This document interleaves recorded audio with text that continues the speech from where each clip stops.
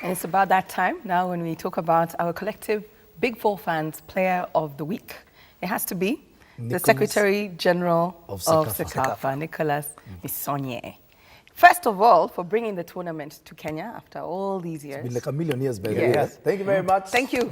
And secondly, for telling us off for not showing up.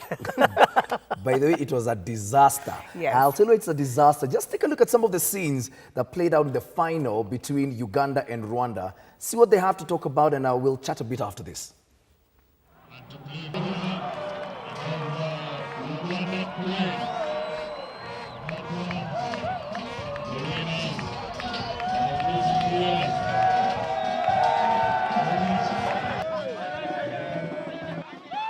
I think it's because they play as a team, they work hard, they've got a togetherness, and they respect each other.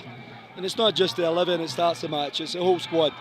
I'm very pleased and very proud to be their coach, and I think they deserved it. I think if Kenya's going to learn anything from this tournament, it's having a squad that's capable of winning games, and having a squad that's strong enough to win games. If you look at Uganda, all their players were very strong on the ball, resilient, organised, disciplined, and I think that's why they beat Rwanda, because even though Rwanda had very strong in possession, physically they weren't strong.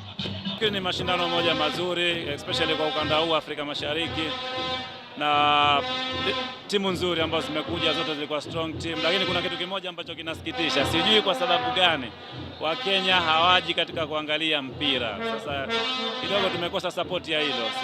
Watching Big Four, Uganda is a good country. It's African Brazil. Nasema nyinyi wa Kenya muje muangalie mpira, kama hamuji basi kaangalieni show Big Four fan.